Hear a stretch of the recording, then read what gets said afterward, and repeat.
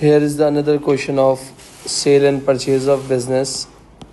और आपके पास यहाँ पर जो क्वेश्चन है वो कौन सा दिया हुआ है, किस नाम से दिया हुआ है। अगर मैं बात करता हूँ आपसे, June 2022 paper 32 question number 4। Alan and Bobby were in partnership sharing profit and losses in the ratio of 3:2। Alan and Bobby partnership business कर रहे हैं और जो भी शेयरिंग और जो भी आपका प्रॉफिट शेयरिंग रेशियो है वो कितना है, 3:2 बेटा। यानी अगर प्रॉफिट और लॉस होगा तो 3/5 और एलन का एंड बॉबी का 2/5 बेटा। इन दोनों के नॉन करंट एसेट्स दिए हुए हैं जो कि 565,000 है, सही है। और करंट एसेट दिए हुए हैं जो कि 220,000 है। अगर इनकी बैलेंस का टोटल एसेट्स को प्लस कर लो तो ये आपके बनते हैं 785,000। उसके बाद कैपिटल अकाउंट दिया हुआ है, करंट अकाउंट दिया हुआ है। एलन का करंट अकाउंट जो है आपके पास नेगेटिव में है और बॉबी का जो करंट अकाउंट है वो आपके पास पॉजिटिव में है बेटा। और करंट लायबिलिटीज़ दी हुई हैं। अब आपके पास कहीं ये जिक्र नहीं किया कि बिज़नेस सेल हुआ है या परचेज़ हुआ है। अब आगे जाके देखते हैं कि क्या चीज़ इसमें हुई है। तो अगर मैं आपसे एक बात करता हूँ, नीचे लिखा है एक कंपनी है MM लिमिटेड के नाम से जो अक्वायर कर रही है, किसका बिज़नेस अक्वायर कर रही है, एलन एंड बॉबी का। इसका मतलब है कि बिज़नेस सेल हो रहा है, सही है। और अगर जब बिज़नेस सेल हो रहा है तो परचेज़ कौन कर रहा है, MM लिमिटेड परचेज़ कर रहा है, सही है। और एलन एंड बॉबी अपना बिज़नेस क्या कर रहे हैं बेटा, बेच रहे हैं। फिर उसके बाद अगर मैं आपसे एक छोटी सी बात कहता हूँ जो कि समझने वाली है, क्या लिखा हुआ है यहाँ पर देखना। एलन एंड बॉबी पार्टनरशिप का बिजनेस था, सही है। प्रॉफिट रेशियो 3:2 था बेटा। आपका जो SOFP दी हुई है वो इधर दी हुई है। आ company MM limited acquire Allen and Bobby partnership business 1 अप्रैल 2022 को एक बिजनेस अक्वायर हो रहा है, सही है बेटा। फिर उसके बाद यहाँ पर देखना था company acquire all the asset except bank account and motor vehicle. वो MM लिमिटेड सारी चीज़ें अक्वायर कर रही है, सारी चीज़ें टेक ओवर परचेज़ कर रही है एक्सेप्ट बैंक अकाउंट और मोटर व्हीकल को छोड़ के। और जो मोटर व्हीकल है वो टेकन ओवर कौन लेके जा रहा है, एलन अपने साथ लेके जा रहा है, क्योंकि वो ज़ाहिर सी बात है जब एज अ पार्टनरशिप कर रहा होगा तो वो उसी के इस्तेमाल में होगी। और partnership paid 45,000 in trade payables. जो ट्रेड पेबल्स हैं वो पेड हो रहे हैं, वो सेटल हो रहे हैं, सही है। उसके बाद लिखा है the value of asset taken over. MM limited ने जो एसेट टेक ओवर किए ना वो कौन कौन से हैं, land and building, equipment, motor vehicle, inventory, trade receivable. 4, 10, 1, 32, 30, 70, 88, 730। इसके बाद अगर मैं बात करता हूँ the goodwill of the partnership was also agreed 40,000। Partnership की गुडविल कितनी है, 40,000। ज़ाहिर सी बात है जब गुडविल निकाली है तो गुडविल कौन पे करेगा, MM लिमिटेड पे करेगा जो बिजनेस परचेज कर रहा होता है। The purchase consideration was settle. अब जो परचेज कंसिडरेशन जो है ना वो किसके थ्रू सेटल हो रही है, 1 ordinary share in MM limited in the value of 1.40 per share. The share was split between the Alan and Bobby equally. तो आपके पास शेयर्स तो दिए हुए नहीं है, सही है। आपके पास सिर्फ गुडविल दी हुई है 40,000 और परचेज कंसिडरेशन की अमाउंट भी नहीं दी हुई, सही है। परचेज कंसिडरेशन की अमाउंट भी नहीं दी हुई और नंबर ऑफ़ शेयर्स भी नहीं दिए हुए। बट इतना कहा है कि एक शेयर जो है ऑफिशियली जो है $1 का था, जो इशू हुआ है 1.40 का। तो ज़ाहिर सी बात है 0.4 का क्या इसमें प्रीमियम होगा। अच्छा बेटा, prepare the statement showing the partner share of profit on realisation. क्या बनाना है, रियलाइजेशन की स्टेटमेंट बनानी है, टी अकाउंट नहीं बनाना। मैं फिर रिपीट कर रहा हूँ, पार्टनरशिप की स्टेटमेंट बनानी है, कहीं भी रियलाइजेशन अकाउंट नहीं बनाना। अगर आप रफ वर्क में अपनी आसानी के लिए कि आपको भाई लगता है कि यार मैं गलती कर जाऊँगा उसको करने के लिए, तो आप रफ में बना सकते हो, कहीं भी उसमें नहीं बना सकते। उन्होंने क्या बोला हुआ है, स्टेटमेंट बनाओ। किसकी स्टेटमेंट बनाओ, रियलाइजेशन की। और उससे जो भी तुम्हें प्रॉफिट हो रहा है या लॉस हो रहा है वो निकाल के दो, डन। तो मेरी अंडरस्टैंडिंग तो ये कहती है कि यार मेरे पास जो नॉन करंट एसेट थे, अगर देखा जाए टोटल कंसिडरेशन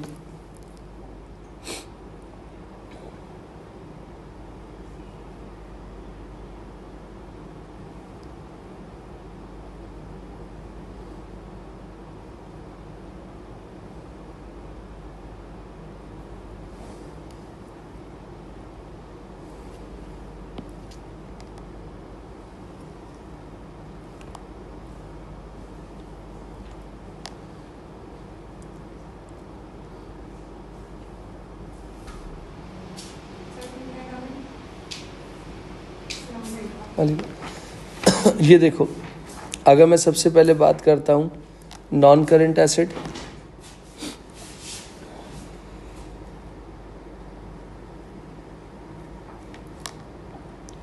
कितने हो गए? 565,000 के हो गए। डन। ये कौन सा है 565,000 एसेट की जो ओल्ड वैल्यू? अगर रियलाइजेशन अकाउंट की कॉन्सेप्ट को देखो तो वो डेबिट साइड पे लिखा हुआ आता है। फिर इसके बाद अगर मैं 565 के साथ देख रहा हूँ तो मेरी इन्वेंट्री कितनी है? 75,000। अगेन ये भी आपकी डेबिट साइड पे होता है। इसके बाद आपके पास ट्रेड रिसीवेबल्स वो कितने? 93,000। और कोई चीज़ नज़र आ रही है? उन्होंने बोला था बैंक जो है वो रियलाइज्ड हो गया था, सही है। तो अगर मैं आपसे एक छोटी सी बात कर रहा हूँ तो यहाँ पर देखो ये टोटल इन सब का कितना बन रहा है? 733,000।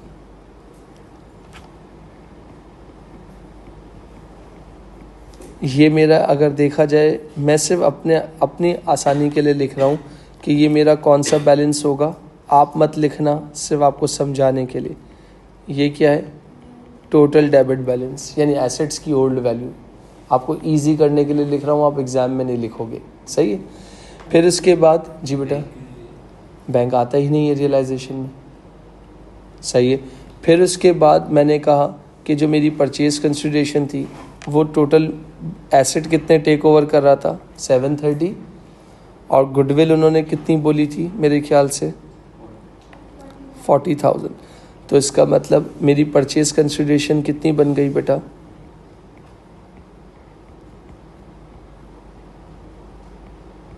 770,000। एग्री करते हो? हाँ, क्यों बेटा? 730 प्लस 40 730 है। फिर इसके बाद आपके पास क्रेडिट साइड पे एक बंदा था जो मोटर व्हीकल लेके जा रहा था, किसका? उसका नाम क्या था? एलन था। अगर कैपिटल अकाउंट बोलेगा तो वो 18,000 वहाँ पर शो कर दोगे।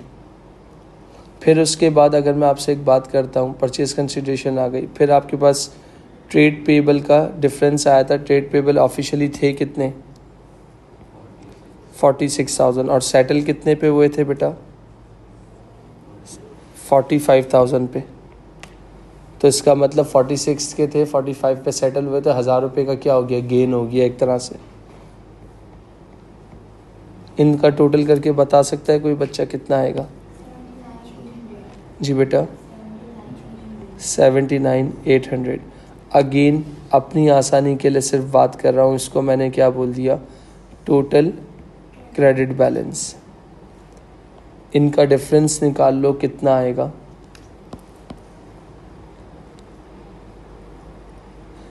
क्रेडिट साइड हैवी है, डेबिट साइड कम है। तो इसका मतलब डिफरेंस अगर डेबिट साइड पे आता है तो इसका मतलब गेन ऑन रियलाइजेशन होता है। इसका मतलब यही होता है गेन। और कितना गेन आ रहा है मुझे कोई बच्चा बता सकता है? नहीं बेटा, अगर फॉर एग्जांपल अगर आपको कहीं भी कोई डाउट है तो मैंने कहा 565 ये लिख लो, 75 लिख लो, 93 लिख लो। इसके बाद परचेज कंसिडरेशन के 770 लिख लो, मोटर व्हीकल के 18 लिख लो। और एसेट की जो है लाइबिलिटी की जो क्या कहते हैं ओल्ड वैल्यू कितनी थी? 45 थी, सॉरी 46 थी। और हुआ कितना था? 45। कितना बेटा? ओके, एक मिनट रुक जाना। तो ये कंडीशन होती है रियलाइजेशन की। और अगर डिफरेंस इस जगह पे आता है तो गेन, और डिफरेंस इस जगह पे आता है तो लॉस। मगर उन्होंने स्टेटमेंट फॉर्म में बोला था तो स्टेटमेंट फॉर्म में बना लिया। ये सारी क्या थी? Debit side. ये सारी क्या थी? Credit side. क्रेडिट साइड आपकी हैवी थी। कितना कह रहे हो बेटा आप? नहीं, इसका कितना कह रहे थे? 789,000। और डिफरेंस कितना बता रही हो बेटा आप? एक मरतबा फिर चेक कर लो। 56,000। तो मैंने कहा गेन ऑन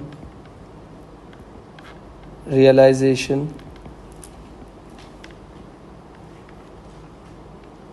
56,000। इस गेन को एलन और बॉबी में डिस्ट्रीब्यूट कर दो। 56,000 मल्टीप्लाई बाय 3/5 और 56,000 मल्टीप्लाई बाय 2/5 कितना आ जाएगा? 33,600। दूसरा 22,400। ये आपके पास रियलाइजेशन स्टेटमेंट थी बेटा। रिगार्डिंग दिस पार्ट अगर आप में से किसी को भी कोई डाउट है तो पूछ लो, वरना फिर मैं आगे चलूँ।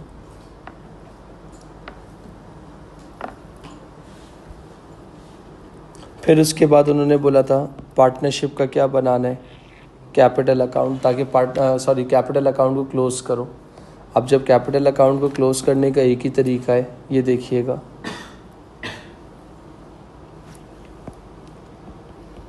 पार्ट बी,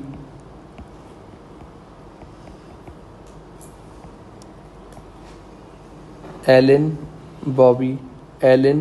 बॉबी इनके पार्टनरशिप के बैलेंसेस कितने थे? बैलेंस बीडी एक का था 4 लाख और एक का था 320,000। फिर इसके बाद अगर मैं आपसे बात कर रहा हूँ, करंट अकाउंट कितने थे? एक का नेगेटिव था और एक का मेरे ख्याल से पॉजिटिव था। नेगेटिव किसका था? एलन का था। और बॉबी का कितना था? 25,000। गेन हुआ था आपको कितने का हुआ था? 33,600 और 22,400, ऐसा ही है। फिर इसके बाद एक बंदा आपके साथ आप मोटर व्हीकल लेके जा रहा था, वो मोटर व्हीकल कितनी थी?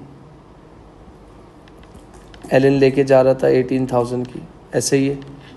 और जो आपने पेमेंट की थी ऑर्डिनरी शेयर्स की फॉर्म में की थी,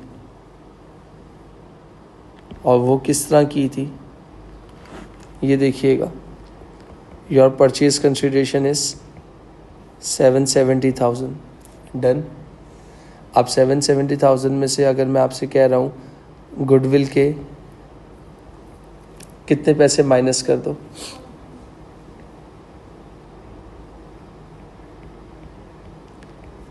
तो रिमेनिंग कितना बच गया? 730,000 को डिवाइड कर लो 1.40 से। 730,000 को डिवाइड कर लो, जी बेटा कितनी आ रही है?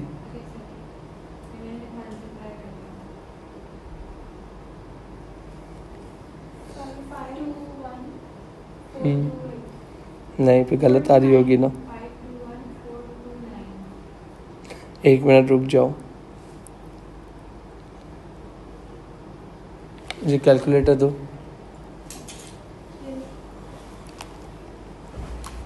या एक मिनट रुक जाओ। 770,000 को डायरेक्ट डिवाइड कर लो 1.4 से, तो नंबर ऑफ शेयर्स कितने आ रहे हैं चेक करो। एक बचा।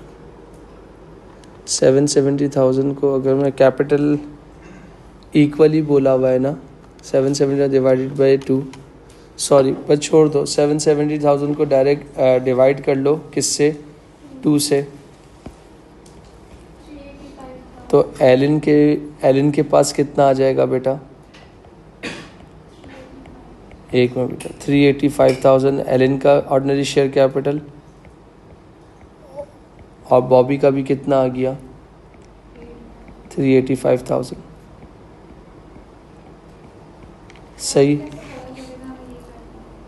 मेरे बच्चा लिखा हुआ है। The purchase consideration was settled by one ordinary share in MM limited, the value of 1.40 per share. The share were split between Alan and Bobby equally. जो आपके पास टोटल जो है परचेज कंसिडरेशन जो दी हुई है वो आपके पास किस तरह बन के जा रही है? 40,000 गुडविल है और 730,000 के आपके क्या है? MM लिमिटेड ने जो एसेट टेक ओवर किए थे, दो मिलाया, दोनों को प्लस किया, तो आपकी परचेज कंसिडरेशन टोटल बिजनेस की कितनी हो गई? 770 हो गई। जब 770 जो है किस हिस्से में किस तरह बन रही है? वो ऑर्डिनरी शेयर की फॉर्म में बन रही है, और उन्होंने कहा था उसको स्प्लिट करना है कितने इक्वली स्प्लिट करना है, तो 385 और 385 इस 770 में अगर देखा जाए 1.40 के ये शेयर्स इशू हुए हैं, तो इसका मतलब इसमें शेयर प्रीमियम भी शामिल है, मगर जब परचेज़ कर रहा होगा तब हम प्रीमियम को अलग करके लिखेंगे, अदरवाइज़ जब बिज़नेस सेल हो रहा होता है तो उसमें हम अलग करके सेपरेट करके नहीं लिखते। इसके बाद आ जाओ, और तो बाज़ार कोई चीज़ दिख नहीं रही, इनका टोटल कर लो, चेक करो कौन सी साइड हैवी लग रही है।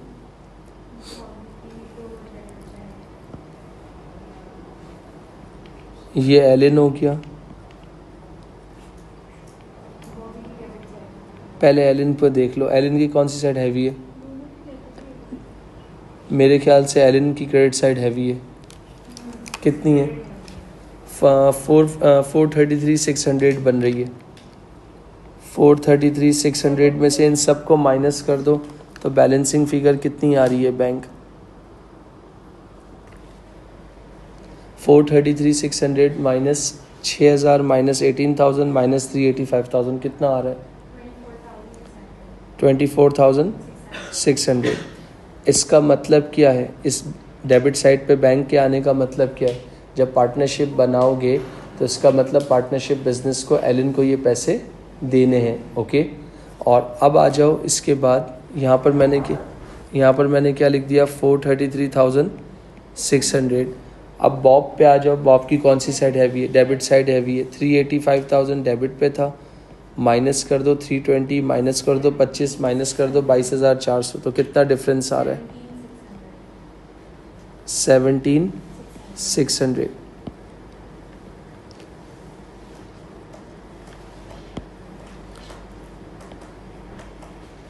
तो ये कितना हो गया, 385,000।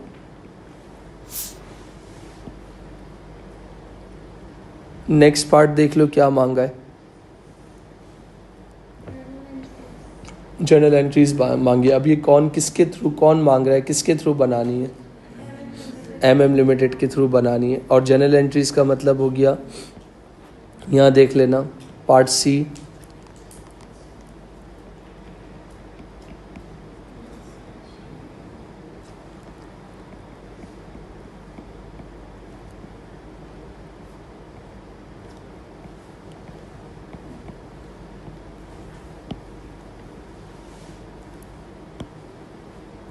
तो जाहिर सी बात है, जब एमएम लिमिटेड ने बिज़नेस परचेज़ किया है तो लैंड एंड बिल्डिंग नई वाली लोगे, जिसको आप अपनी ज़बान में डेबिट कहते हो, ये क्रेडिट कहते हो, कितना है, 4,10,000।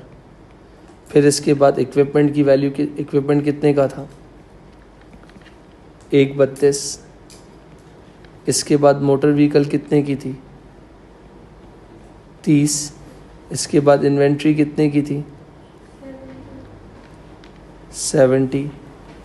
इसके बाद ट्रेड रिसीवेबल्स कितने थे, गुडविल के भी पैसे सी ने दिए थे। इन सबको टोटल कर लो,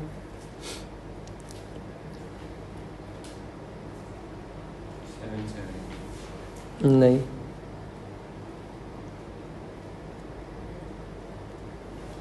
कितना, 1 मिनट रुक जाओ। और अब आओ,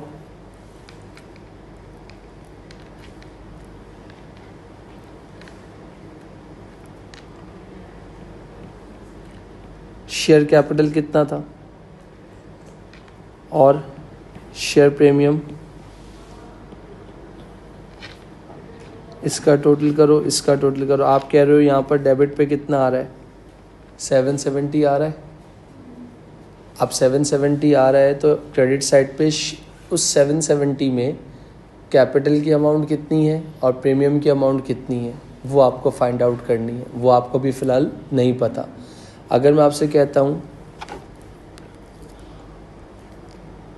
770,000 को डिवाइड करो 1.4 से, 550, वो 550,000 बेटा, ये 550,000 क्या आ गए, नंबर ऑफ़ ऑर्डिनरी शेयर्स आ गए। एएस लेवल अगर आपको याद हो, और मेरी बात जो मैं 12 मरतबा कहता था, इन $1 और $0.4, 1 मिनट रुकिएगा प्लीज़, 0.4, तो इससे जो पैसा आएगा वो कैपिटल में जाएगा और इससे जो पैसा आएगा वो प्रीमियम बनेगा। अच्छा वेट करना, 5.5 लाख को मल्टीप्लाई करो 1 से तो कितना हो गया 5.5 लाख।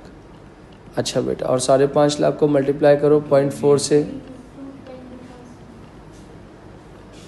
डन हो गया बेटा 770 और 770। तो परचेज कंसिडरेशन जो हुई है, जो 385,000 कौन पे करेगा in the form of Allen shares, और बॉबी कितना देगा 385,000 देगा। जब मैंने आपको इस टॉपिक का बिल्कुल स्टार्ट करवाया था, एक थ्योरी का पेज लिखवाया था, what is the difference between revaluation and realisation, कि रीवैल्यूएशन कब करते हैं, रियलाइजेशन कब करते हैं। और सेल करते वक्त मैंने बताया था कि जब बिज़नेस सेल हो रहा होता है और जब बिज़नेस परचेज़ हो रहा होता है, जब आप सेल करते हो तो गुडविल कैलकुलेट नहीं करते, जो परचेज़ कर रहा हो, कॉमन सेंस की बात है कि गुडविल जो है वही बंदा जो बिज़नेस परचेज़ करता है वो बिज़नेस को हाई अमाउंट इसलिए पे करता है, उस गुडविल के तौर पे करता है, ब्रांड लॉयल्टी के हिसाब से पे करता है, लोकेलिटी के हिसाब से पे करता है, सप्लायर के हिसाब से पे करता है, बिज़नेस की वर्थ के हिसाब से आप उसको पे कर रहे होते हो। डन बेटा। फिर उसके बाद अगर मैं आपसे एक और नेक्स्ट इसका जो पार्ट है उसमें उन्होंने आपसे क्या मांगा हुआ है,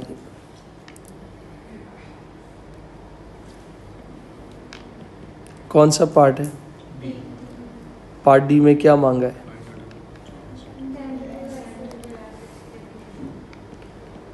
वो आप ये भी लिख सकते हो,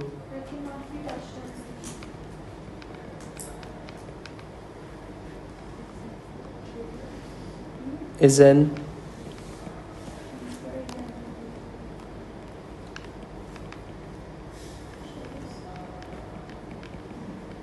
identification of non-monetary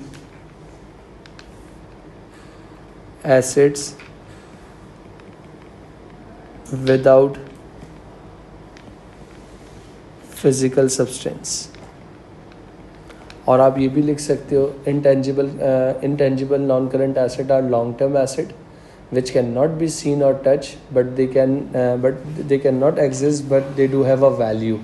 उनकी वैल्यू होती है in the form of goodwill, copyrights, patents और trademark एक्सेट्रा एक्सेट्रा। फिर उसके बाद आपने उन्होंने यहाँ पर क्या लिखा हुआ था आखिरी पार्ट पे,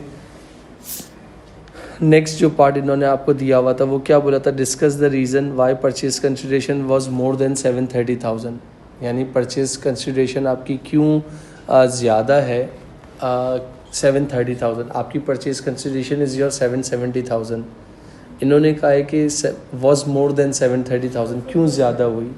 अब उसके अंदर अगर आप उसके पॉइंट्स लिखना चाहते हो तो MM लिमिटेड ने जो है पे किया है क्या 40,000 above the total value of tangible asset acquire as purchase goodwill. अब जाहिर सी बात है जो बंदा बिज़नेस परचेज कर रहा है उसको बिज़नेस में कोई वर्ड दिखी होगी तो उसने 40,000 रुपये इसलिए उसको एक्स्ट्रा दिए। पहली बात, purchase goodwill is the excess of consideration over the fair value of net asset acquire. जो भी आपने नेट एसेट अक्वायर किए थे वो 730,000 के थे और your purchase consideration is 770,000, 40,000 is your आपने क्या किया उसको अबव द अमाउंट दिए बेटा। थर्ड पॉइंट क्या हो गया, goodwill will bring future economic benefit to MM limited. जाहिर सी बात है जब उसने बिज़नेस परचेज़ किया तो वो सोच समझ के परचेज़ किया होगा, आने वाले सालों में उसको इकोनॉमिकली कुछ बेनिफिट या कुछ मॉनेटरी टर्म्स दिख रहे होंगे जिसकी वजह से इसने 40,000 पे किए। Goodwill is created over time through good reputation because of high quality standard location, good relationship with customer, loyal customers and a team of competent and efficient staff. उसको दिखा होगा कि वहाँ की जो उसकी जो MM लिमिटेड ने जो एलन एंड बॉबी की टीम परचेज़ की है उधर का स्टाफ बहुत ज़्यादा एफिशिएंट है, बहुत ज़्यादा हार्ड वर्कर है, मतलब उस बिज़नेस की फ्यूचर में बहुत ज़्यादा डिमांड होने वाली है या उससे इकनॉमिकली उसको बहुत फ़ायदा होने वाला है। अच्छा उस बिज़नेस में देखा होगा, ऑब्ज़र्व किया होगा कि जो उसके उस बिज़नेस में जो सप्लायर के कस्टमर्स के रिलेशनशिप है वो बहुत ज़बरदस्त है जिसकी वजह से उसने 40,000 जो है एक्स्ट्रा पे ऑफ किए। फिर उसके बाद नीचे चले जाओ, आपके पास उन्होंने आखिरी पॉइंट में बोला था कि एडवाइस करो द डायरेक्टर वेदर और not they should have paid more than 70,000 for the partnership, justify और आंसर। मतलब आपने फॉर एग्जांपल अब देखो आपके पास कोई ऐसी कंडीशन नहीं है कि आप किस बेस पे आप वो करोगे, आप एडवाइस करो कि डायरेक्टर को 40,000 रुपीज़ एक्सेस पे करने चाहिए या नहीं करने चाहिए, और 3 मार्क का ये आंसर है। The company will receive future benefit in excess of 40,000 paid. यार अब बिज़नेस किस चीज़ का है ये भी नहीं पता, सिर्फ इतना पता है कि पार्टनरशिप बिज़नेस हमने परचेज़ किया है। अब जब पार्टनरशिप बिज़नेस परचेज़ किया है तो आपके पास पार्टनरशिप बिज़नेस को परचेज़ करने के फ़ायदे भी हैं और आपके पास नुकसान भी है एज अ बिज़नेस स्टूडेंट, सही है। अब एडवाइस जाहिर सी बात है आपकी एडवाइस ऐसी होनी चाहिए जो एग्जामिनर को समझ आए और वो उस पर नंबर दे दे। अब क्या है, फॉर के अंदर the company will receive future benefit in excess of 40,000 paid. जो मैंने 40,000 पेड किया है, मुझे उसके फ्यूचर में फ़ायदा दिख रहा है, ग्रोथ दिख रही है, तो मैं इसलिए मैंने उसको पे किया है। अच्छा, फिर इसके बाद एक मेरे पास जो नॉन करंट एसेट था, लैंड एंड बिल्डिंग थी, 3.5 लाख रुपए थी, रीवैल्यू होकर उसकी वैल्यू कितनी हो गई, 410 हो गई, सही है। जब जो पार्टनर बिजनेस बेचता है उसके लिए वो रियलाइजेशन बनाता है और जो खरीदता है वो उसके लिए क्या करता है, रीवैल्यूएशन होती है। इस बात को तो मैं आपको ऑलरेडी हाईलाइट कर चुका हूँ। उधर इक्विपमेंट 158 का था आपका, इधर 132 हो गया। मोटर व्हीकल 57 की थी, 30 हो गई।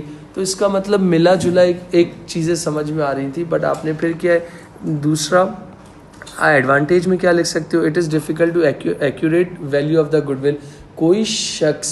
कोई भी शख्स किसी भी बिजनेस की एक्यूरेट गुडविल कैलकुलेट नहीं कर सकता। गुडविल हम लोग किस बेस पे कैलकुलेट करते हैं, मैंने आपको बताया था, परचेज कंसिडरेशन यानी purchase price minus net identifiable assets. तो नेट आइडेंटिफाइबल एसेट्स मतलब जो बिजनेस के एसेट्स हैं, total assets minus current liability. तो यार उनके अंदर तो वैल्यू फ्लक्चुएट कर सकती है ना। हो सकता है कि कंपनी ने किसी एसेट्स को डेप्रिशिएट सही नहीं किया हो सकता है उसका मेथड सही ना हो, बहुत सारे मल्टीपल रीजंस हो सकते हैं। तो ये सिर्फ एक रिस्क है। आप उसको क्या देखते हो, मेरी अगर ऑब्जर्वेशन देखते हो तो मैं बिजनेस को इसमें क्यों कहूँगा कि एडवाइज द डायरेक्टर वेदर और not they should have paid. उस बिज़नेस ने 4 साल में 5 साल में क्या कमाया, उस बिज़नेस ने नाम कितना बनाया, उस बिज़नेस की मार्केट में रेपुटेशन किया है, उस बिज़नेस के जो मालिकान हैं उनको लोग मार्केट में कैसे जानते हैं। तो इसका मतलब MM लिमिटेड ने देखा कि यार मुझे एक वैल्यू ऑफ बिज़नेस लग रहा है, वैल्यू ऑफ मनी लग रहा है, तो उसने 730 की जगह 770 में परचेज कंसिडरेशन में क्या कर दिया, विद गुडविल उसने बिज़नेस परचेज किया। Hence I feel director should purchase Alan and Bobby partnership business because they have more value in the future या more growth in the future. आपके पास इस बिज़नेस की क्या हो सकती है, या इसमें 1-2 पॉइंट्स और ऐड ऑन कर सकते हो कि भाई आपको ग्रोथ दिख रही है, आपको इकोनॉमिकल बेनिफिट दिख रहा है, मॉनेटरी टर्म्स में अगर आपको फ़ायदा दिख रहा है तो उस हिसाब से कर सकते हो। अच्छा, एक और इम्पॉर्टेंट बात, अगर इसकी SOFP को देखते हो तो इसकी SOFP को देखने में ही बिज़नेस बहुत अच्छा लग रहा है। कैसे अच्छा लग रहा है सर, आपको कैसे पता, सुनना मेरी बात। 565,000 के नॉन करंट पड़े हुए हैं, फिर उसके बाद उसके पास माशाल्लाह लिक्विडिटी में कितने पैसे पड़े हुए हैं, तो इसका मतलब उसको लिक्विडिटी, इन लोगों को लिक्विडिटी क्राइसिस नहीं था। अच्छा, ट्रेड रिसीवेबल्स भी इसके अच्छे खासे हैं 93,000, इन्वेंट्री भी उसके पास पड़ी हुई है। अच्छा, उनके अपने कैपिटल का भी फैक्टर था। अच्छा, अब एलन ने करंट अकाउंट कितना किया हुआ था, 6,000 था, उसका 25,000 था, ट्रेड पेबल 46,000 थे। जितने आपकी लिक्विडिटी के हिसाब से करंट एसेट्स ज़्यादा है, करंट लायबिलिटी कम है, तो इसका मतलब लिक्विडिटी बेहतर है। अगर जाहिर सी बात है इस तरह के नंबर्स हैं, हम नंबर्स के बेस पे, एस्टिमेशंस के बेस पे बिज़नेस को क्या कर रहे हैं, परचेज़ कर रहे हैं, तो इसके हिसाब से ओवरऑल बिज़नेस जो है कोई घाटे का नहीं है। 40,000 अगर आप दे रहे हो तो उसके नाम के दे रहे हो, उस बिज़नेस की वर्थ के दे रहे हो, उस बिज़नेस की वैल्यू के दे रहे हो, ताकि फ्यूचर में आपको ग्रोथ दिखती है, जिसकी वजह से आपने बिज़नेस डायरेक्टर को सजेस्ट करना चाहिए कि उसको डेफिनेटली ये बिज़नेस परचेज़ करना चाहिए। तो ये आपके पास पूरा क्वेश्चन था।